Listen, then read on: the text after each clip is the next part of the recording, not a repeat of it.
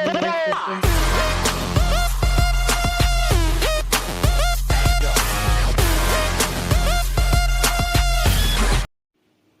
मित्रांनो, welcome to the angle spot fishing tackle. Welcome to our YouTube channel Anglerhood.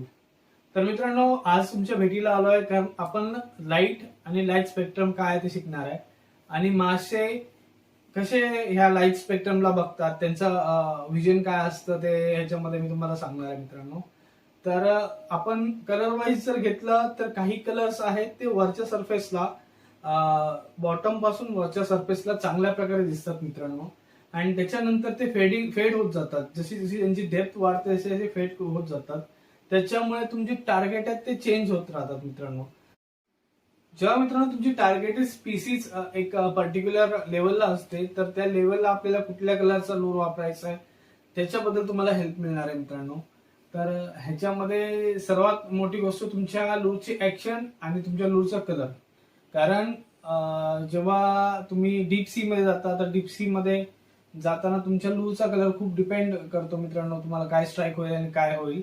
तर त्याच्यामुळे आपण काय करतो की मोस्टली असे लूर वापरतो जे व्हायब्रंट आहेत आणि जे ट्रुली विजिबल होतील फिशेसला. तर त्यामध्ये आपण स्टार्टिंग शिकण्यासाठी सर्वात पहिला कलर घेऊया मित्रांनो, रेड कलर. हा एक 10 मीटर पर्यंत पूर्णपणे फेड होऊन जातो मित्रांनो. म्हणजे 10 मीटर पर्यंत रेड लूरचा कलर पूर्ण फेड होऊन जातो. रेड लूर विजिबल राहत नाही मित्रांनो 10 मीटरच्या खाली. त्याच्यानंतर मित्रांनो येतो येल्लो पण 10 ते 15 मीटरच्या दरम्यान असतो, त्याच्यामुळे तो पण लवकर फेड होतो. त्यानंतर ऑरेंज येतो मित्रांनो. ऑरेंज कलर पण तुम्हाला 15 मीटर पर्यंत फेड होऊन जातो. ऑरेंज कलर 15 ते 20 मीटर पर्यंत फेड होऊन जातो. त्याच्यानंतर कलर येतो मित्रांनो व्हायलेट कलर. व्हायलेट कलर मित्रांनो 25च्या दरम्यान राहतो मित्रांनो. 25 पर्यंत हा राहतो. त्याच्यानंतर मित्रांनो येतो ब्ल्यू कलर.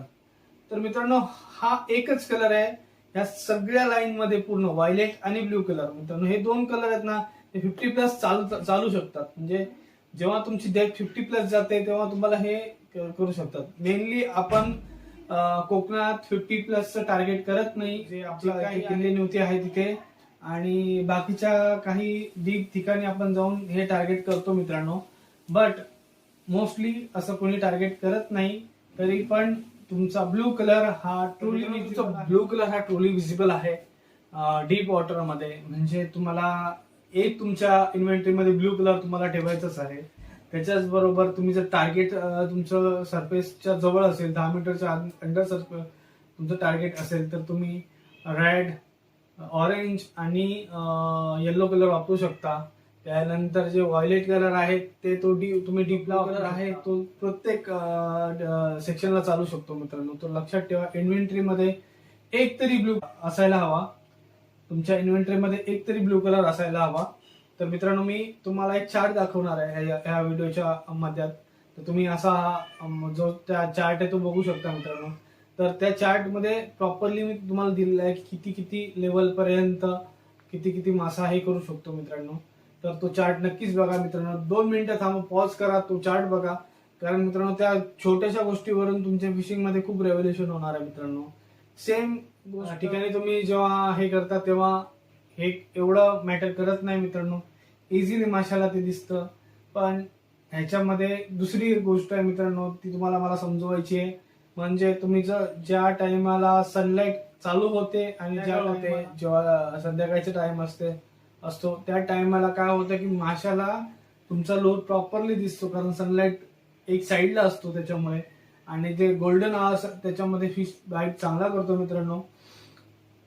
तर मित्रांनो ट्राय करा की गोल्डन आवर्स मध्ये तुम्ही जे गोल्डन आवर्स असतील किंवा मॉर्निंगचा टाइम असेल किंवा संध्याकाळचा टाइम असेल त्या टाइमाला फिशिंग करतात. म्हणजे तुम्हाला हे प्रॉपरली फिशिंग करता येईल मित्रांनो.